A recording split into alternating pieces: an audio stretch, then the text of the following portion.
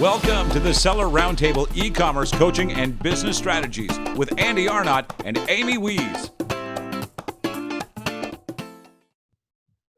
Hey, what's up, everybody? Welcome to Seller Roundtable number 24. This is Andy Arnott with Amy Wees. And we are super excited today to have Peter Heibloem on with us. He is a Amazon seller and an insurance agent / broker, I guess you would call it. Welcome, Peter. Thanks so much for being on today. Good morning, Andy. Thanks for having me on. Hi, Amy. Hello. Yeah, so winter's morning here in Queensland. Actually, it's still dark outside, but I'm up and ready to talk insurance. Yeah, thank you so much for getting up early. We appreciate that. It's always in the Amazon world, it's always what time is it where? Between the Amazon business and the software business I run, it's like, I have staff in the Philippines and China and in India. It's just like every time of day, it's trying to coordinate all those time zones. So that's always fun.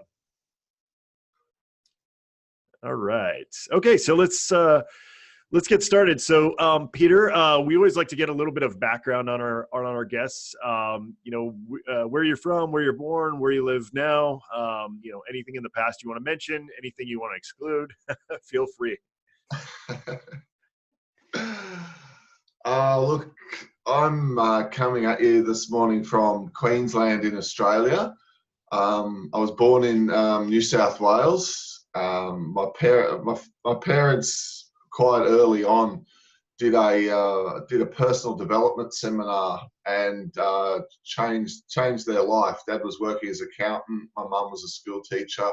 They left New South Wales and they moved up to Queensland and became boring hippies in that they didn't smoke anything or do anything. They just sort of grew vegetables and lived in a crappy house and put solar panels on their roof and pretended to be hippies and escaped from the city. And I sort of grew up in that environment of it wasn't exactly standard, but it certainly was an environment of do different things, try different opportunities, kind of get your mind looking out there as to what life could offer. So I grew up in that environment. And I made it all the way through school, even though I came from a hippie community. And I went to university, but I never did anything with the degree. By that stage, my father was running workshops and seminars for businesses on personal development, and I worked as his program coordinator and eventually took over doing the presenting. So I worked as a motivational speaker for 10 years. And wow. Traveled all over the world as a speaker, running conferences in Singapore, Dubai, throughout South Africa, Australia, and I worked too hard and spent too much time away. And I was married, had 3 kids at the time. Things fell apart at home. I got divorced. Everything fell apart.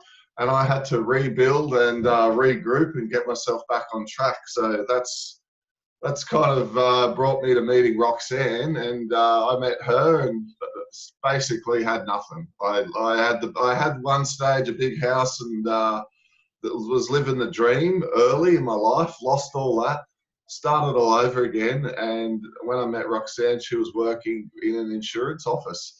And she only needed to be around me about a year and a half, and I'd convinced her to leave a job, start her own business. And I got qualified as an insurance agent, and we went into insurance, and we built the fastest growing brokerage in our insurance group, basically ever. Built that up over the course of 5 years, and we sold it at the end of last year for a good amount. And I had found Amazon by that stage. I wanted a side hustle because obviously I don't like to sort of sit still for too long. So Amazon was my side hustle while we were building this insurance brokerage. And through just being around the community here in Australia, a lot of people said, "Oh, you're insurance, are you? Can you help me get some product liability?" And of course, I just wanted to be of service to the community because, when you're a newbie and you don't know anything, if someone further down the journey than you says, "Hey, can you help me?" I mean, I just want to help because heck, they know way more than me. They might be able to help me one day. So we went and researched product liability, and it was really expensive. And no one in Australia wanted to do it. In fact, we went to like 17 different insurers. They all said no. And I thought, this is an opportunity, because if there's a growing Amazon community here in Australia. Amazon Australia had just launched.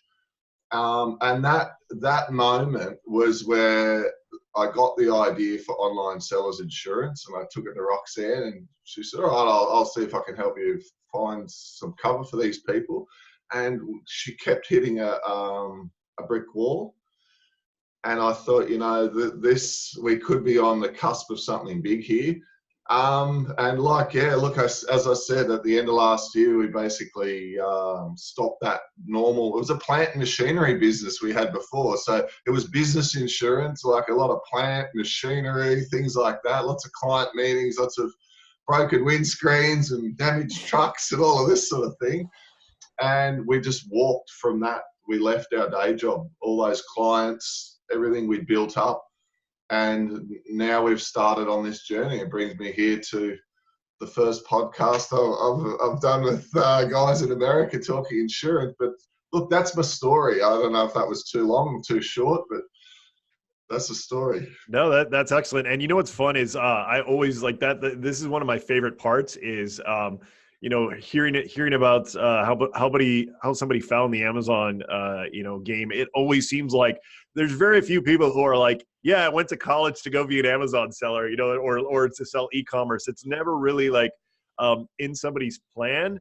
But one thing I want to point out that's really interesting is, and this is going to be a valuable lesson for anybody, whether it's insurance or Amazon or anything, is finding something that's not served on your own. Like, so in other words, not served by something that you need. So, if you've got an Amazon business and, you can't find, a label printer that cuts a certain way, or, in other words, finding out, where there's a pain point, and then researching it, excuse me, and figuring out that nobody's offering that right now.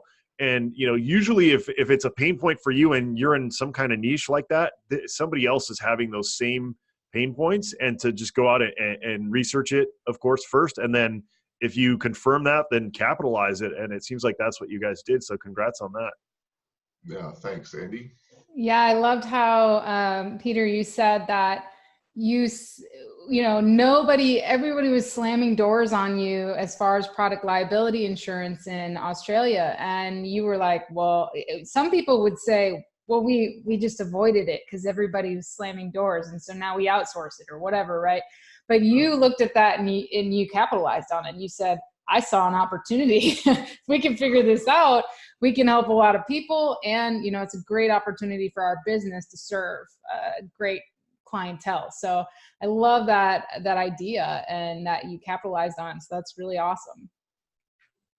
Thanks, Amy. Yeah, no. It's a strange journey. It's funny, hey, how you get to where you are. But it certainly wasn't a well laid out plan. It's just kind of evolved. Fantastic. Definitely. Thanks for tuning in. Join us every Tuesday at 1 p.m. Pacific Standard Time for live Q&A and bonus content after the recording at SellerRoundtable.com. Sponsored by the ultimate software tool for Amazon sales and growth, SellerSEO.com and AmazingAtHome.com.